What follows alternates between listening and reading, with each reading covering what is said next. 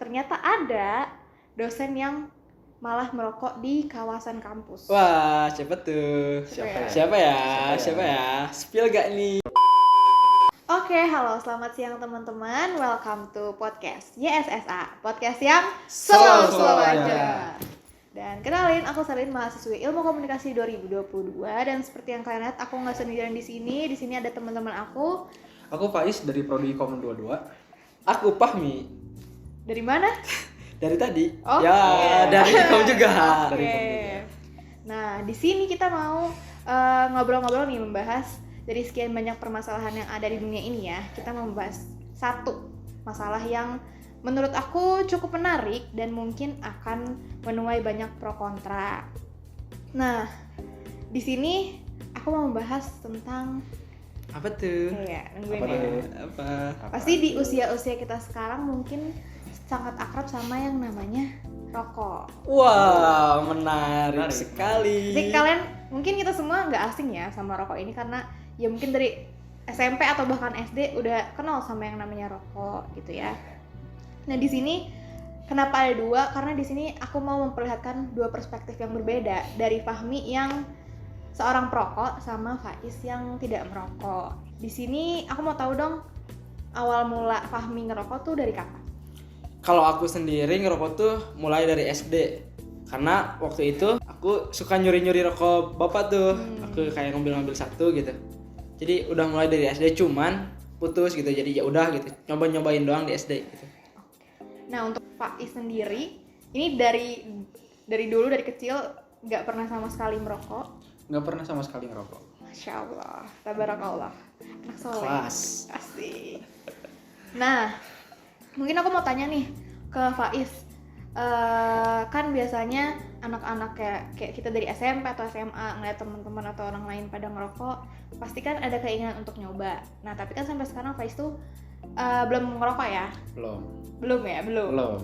Bisa dikatakan belum ya. Ngerokok. Nah, alasan kenapa sih Faiz tuh memilih untuk gak ngerokok tuh kenapa? Alasan aku nggak ngerokok, mungkin alasannya simpel sih ya, karena emang dari kecil tuh emang benar-benar nggak pernah nyentuh rokok sama sekali, dan dari keluarga juga emang nggak ada yang ngerokok. Bisa dibilang apa ya, jarang lah di keluarga gitu. Makanya sampai sekarang tuh nggak pernah nyentuh rokok. Nah, tergantung lingkungan juga sih kalau ngerokok tuh. Oh, untuk Fahmi lingkungannya mungkin banyak yang ngerokok. Ya, karena waktu itu aku tuh di lingkungan yang dimana yang ngerokok tuh keren. Jadi aku tuh ngerokok biar keren, ngerti gak? Iya, ngerti. Iya. Oke. Lingkungan tuh lumayan berpengaruh ya. Ya, berpengaruh banget gitu. Sangat berpengaruh buat ngerokok. Misalkan kita ngelakuin hal negatif cuman karena dianggap keren, jadi kita lakuin gitu. Begitupun dengan rokok di lingkungan aku. Bisa jadi juga kayak ikut-ikutan temen gitu kan, ngeliat teman pada ngerokok jadi ikutan ngerokok juga biar Keren. Nah, tapi kan kita mungkin udah tahu gitu ya, merokok nih membawa banyak banget masalah, kayak masalah kesehatan, masalah lingkungan. Nah, menurut Fahmi nih, di antara banyaknya masalah yang timbul karena rokok tuh, kenapa tetap memilih untuk merokok? Ya karena emang ya merokok tuh banyak sekali negatifnya. Ya, pertama kesehatan udah jelas lah, gak usah kita bahas lagi masalah kesehatan, udah jelas. Masalah lingkungan. Tapi kalian gak boleh ngelupain, bea cukai rokok itu mahal. Bea cukai rokok, terus pendapatan dari tembakau juga banyak. Jadi itu bisa memperbaiki ekonomi negara. Meskipun banyak masalah yang ditimbulkan, Nah, tetap bener. menguntungkan negara ya. Karena Iya. kita juga nggak bisa tutup mata kalau misalnya rokok tuh sangat menguntungkan negara. Nah, kan di sini Fahmi tuh termasuk yang perokok berat kah atau ya merokok aja gitu? Aku bisa dikatakan perokok berat sih. Perokok berat yang sampai lebih milih rokok dibanding makan enak. Bisa jadi. Di satu waktu aku pernah beli makan tuh cuma 10.000. Sedangkan udah itu aku beli rokok yang 30.000. Ya gak sebanding dong, kita makan yang 10.000, ya beli yang gak sehat 30.000. Padahal makan itu sumber kesehatan, bener kan? Betul. Kalian bisa nebak 10.000 itu apa? Kayaknya inisial geprek bajak. Itu bukan inisial, Oh, itu iya. bener. Nah, karena tadi nih Pak Is udah denger statement dari Fahmi ya. Menurut Faiz tuh gimana sih tentang mereka-mereka yang perokok berat sampai memilih lebih baik beli rokok yang 30.000 daripada makanan gitu? Oke, menurut pendapat aku pribadi sih ya bisa dibilang cukup prihatin sih ya. Anda mengeluarkan uang 30.000 hanya untuk membeli sebungkus rokok dibanding makanan yang bisa membuat Anda kenyang gitu. Oke. Aku ini ya Boleh menanggapi. membela diri Boleh, ya. Boleh. Ya tujuannya makan itu kan ya aku sendiri tujuannya makannya buat kenyang. Kita makan geprek banyak aja udah kenyang. Sedangkan rokok itu adalah pelengkap hidup. Serasa ada yang kurang kalau tidak ada merokok. Jadi hidup kamu tuh gak lengkap gitu. Itu kalau perspektif aku ya gitu. Kita lanjut lagi, mungkin kita bergerak ke ruang lingkup yang sekarang lagi kita ada di sini, yaitu di ruang lingkup kampus. Oke. Nah, sebelumnya apakah kalian tahu mengenai Undang-Undang Nomor 39 Tahun 2009 tentang kesehatan? Kurang tahu sih. Apa tuh? Jadi Undang-Undang Nomor 39 Tahun 2009 tentang kesehatan ini isinya itu menetapkan bahwa setiap tempat belajar mengajar, termasuk universitas atau kampus, sebagai kawasan tanpa rokok. Nah, kawasan tanpa rokok ini bisa disingkat KTR, kayak lebih lumrah di masyarakat itu KTR. Nah, menurut pendapat kalian gimana nih? Kan udah ada peraturan dari pemerintah tentang kalau kampus universitas itu adalah kawasan tanpa rokok. Nah, menurut kamu dengan adanya peraturan ini tapi kamu tetap ngerokok di kampus tuh gimana? Gimana ya?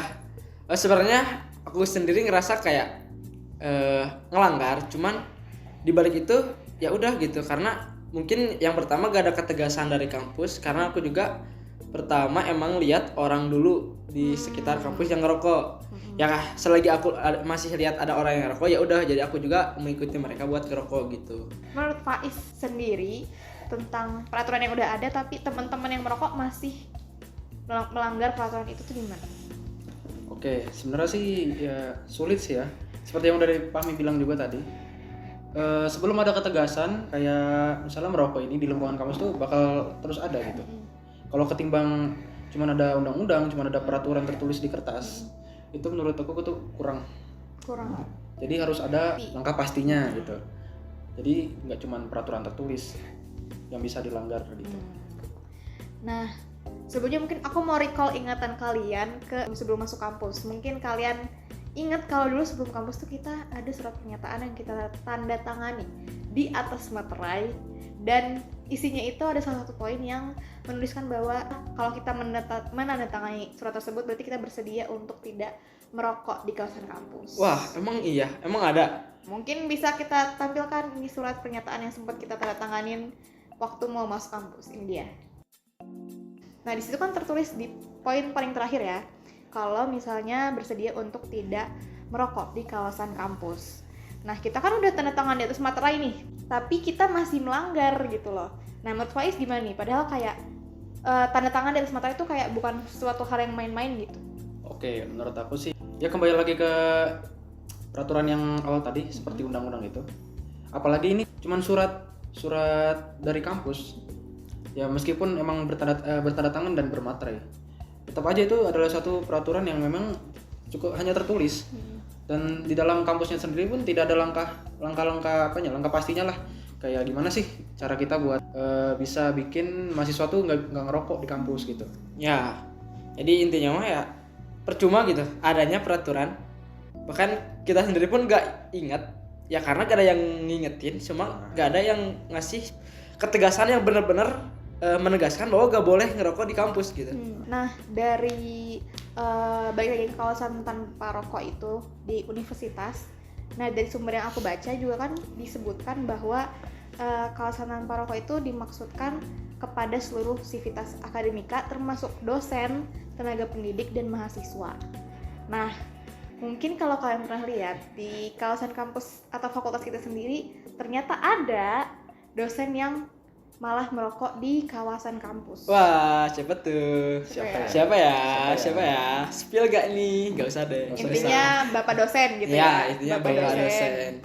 Nah, menurut kalian berdua, pandangan kalian berdua terhadap dosen yang malah ngerokok di kawasan kampus? Kalau menurut aku sendiri ya, justru sebagai dosen harus ngasih contoh yang baik. Nah, sebagai dosen harusnya beliau tuh tidak merokok, seharusnya beliau memberikan contoh yang baik buat mahasiswanya.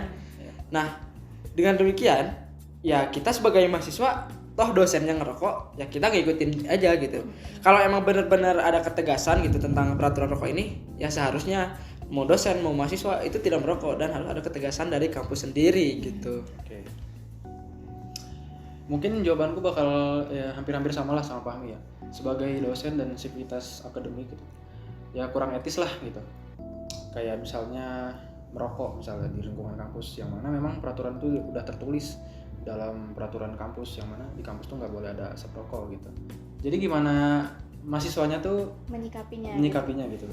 Aku mau tanya, apakah karena adanya dosen atau orang-orang lain di kampus yang ternyata merokok itu memicu kamu untuk ya udah weh ngerokok aja di kampus gak apa-apa kok? Ya, aku sih ya itu, selagi ada orang yang ngerokok di kampus, selagi belum ada ketegasan, why not gitu. Aku mau bahas lagi mengenai fenomena unik yang terjadi di kampus kita. Kan seperti udah kita bahas, kalau dari pemerintah udah ada peraturan, dari kampus udah ada peraturan, tapi ternyata di kampus kita ini, kampus tuh menyediakan kawasan untuk merokok atau smoking area. Wow. Fenomenanya cukup unik gitu, di mana Unik, lucu ya, kita lucu. punya peraturan tapi kampus memfasilitasi yang peraturan yang harusnya nggak boleh dilanggar itu gitu. Iya. Nah, menurut kalian gimana nih? Oke, dari aku sendiri ya, sebenarnya aku nggak tahu itu kawasan merokok itu emang difasilitasi oleh misalnya oleh fakultas apa emang dari pihak kampus sendiri.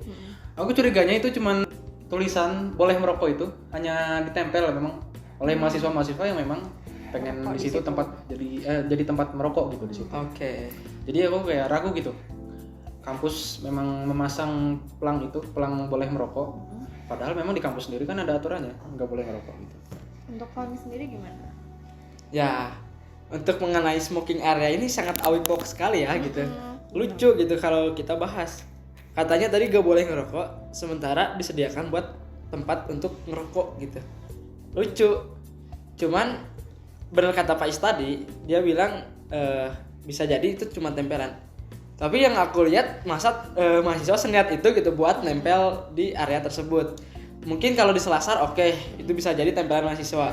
Tapi kalau yang di kantin itu kan terlebih di kantin yang sebelah sana tuh, Iya, di fakultas sebelah sebelah ya, sana, fakultas sebelah. itu di situ ada tertulis itu udah rapih, bagus banget gitu kayak estetik gitu, smoking area tertulis.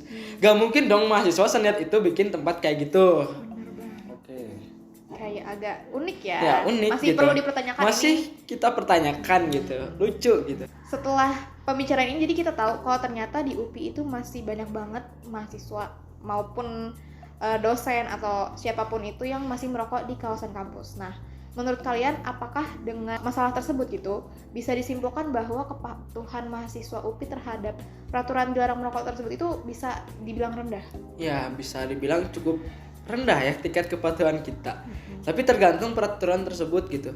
Apakah peraturan tersebut emang benar-benar dibuat untuk dilakukan? Apakah dibuat untuk pencitraan? Gak ada yang tahu kan? Gak ada yang tahu. Kalaupun emang dibuat benar-benar untuk peraturan yang harus ditaati, harusnya ada ketegasan yang dilakukan oleh pihak kampus sendiri gitu. Bukan hanya pencitraan untuk memenuhi undang-undang dari negara tadi gitu. Oke. Mungkin aku juga bakal sama kayak Fahmi. Jadi tingkat kepatuhan mahasiswa itu di sini masih rendah lah ya. Bisa dilihat dari berbagai sudut kampus tuh masih ada aja orang yang ngerokok. Betul banget. Mulai dari parkiran, dari selasar fakultas, dan tadi barusan dijelaskan juga dari kantin. Iya. Itu juga baru tahu kalau di kantin bisa ngerokok. Oh.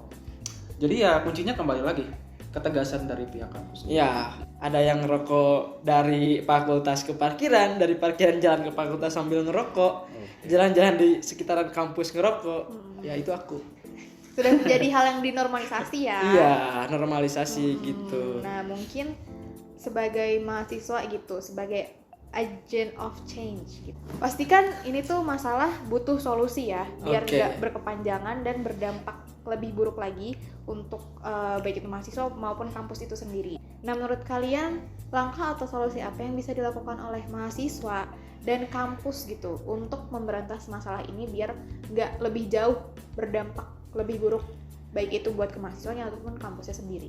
Ya, kalau buat aku sendiri yang perokok berat ya, notabene ngerasa dengan gak adanya ketegasan itu malah menguntungkan gitu. Justru kalau suatu saat ada ketegasan, ada tindakan dari kampus itu justru membuat aku sendiri ya merasa keberatan gitu. Karena ngerti lah, mungkin aku gak bisa jelasin ya karena mungkin kalian gak ngerokok gitu. Tapi buat aku sendiri perokok tuh kayak misalkan kita lagi stres sama matkul, lagi ada masalah, kita larinya ke rokok gitu. Jadi kita seenggaknya setelah kita stres belajar di kelas, kita turun ke bawah tuh, keluar dari gedung fakultas, kita bisa ngerokok di luar gitu. Tapi untuk tindakan sendiri sih kalau menurut aku ya harusnya kalau emang benar-benar mau ditekenin banget ya seenggaknya gitu ada misalkan dari pihak dosen, dari pihak keamanan kampus buat patroli untuk ya seenggaknya negur orang yang ngerokok, kayak negasin buat gak boleh ngerokok di kampus gitu. Itu tindakan awal. Ya mungkin kalau lama kelamaan karena emang udah jadi budaya gak ngerokok, jadi mungkin suatu saat bisa jadi di kampus bersih rokok gitu tanpa asap rokok. Bisa terwujud beneran kawasan tanpa rokok. Nah, gitu ya. gitu. Nah, menurut Faiz gimana nih? Kita juga harus ngasih sanksi tuh. Oh iya benar. Jadi kalau cuma ditegur doang biasanya kan orang itu bakal ya ngerokok lagi ya kan. Ya, benar banget. Jadi misalnya dia ketahuan berapa kali tuh kepergok. Jadi harus dikasih sanksi gitu. Sanksi yang menurut aku ya bisa dibilang harus tegas lah sanksinya gitu. Biar di kedepannya mungkin mahasiswa lebih bisa mematuhi peraturan yang ada.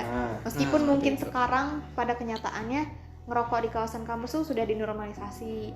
Tapi ada baiknya kita melaksanakan peraturan yang ada baik dari pemerintah maupun dari kampus. Betul Nah, mungkin dari aku sendiri mungkin solusinya mungkin terdengar klise ya, tapi dari kita sendiri mahasiswa bisa loh ngadain sosialisasi atau seenggaknya sekecil-kecilnya kita bisa kayak nyebarin poster atau nempel poster di mading fakultas walaupun gak dibaca tapi pasti kadang kayak kalau kelewat-kelewat kayak ya seenggaknya gitu kita tuh ngelakuin di tempat yang ada poster gak boleh ngerokok tuh kayak ngerokok tuh kita tuh ngelakuin dosa gitu ya. Bener, biar bersalah dikit kayak gitu merasa ya. bersalah, minimal mah rasa bersalah dulu lah.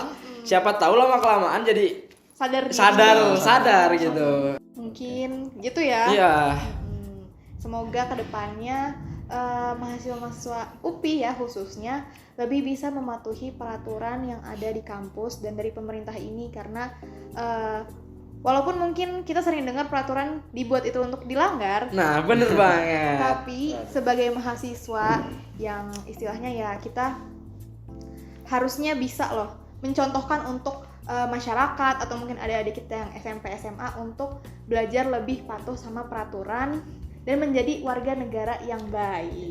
Betul banget. Oke, mungkin sesi podcast YSSA kali ini kita sudahi sampai di sini aja ya. Di next podcast kita bakal bahas lagi yang lebih menarik lagi, yang mungkin lebih akrab lagi sama kehidupan kita sebagai mahasiswa. Aku, Faiz dan Fahmi pamit untuk hari ini. Jangan lupa buat nonton podcast CSSA, podcast yang selin aja.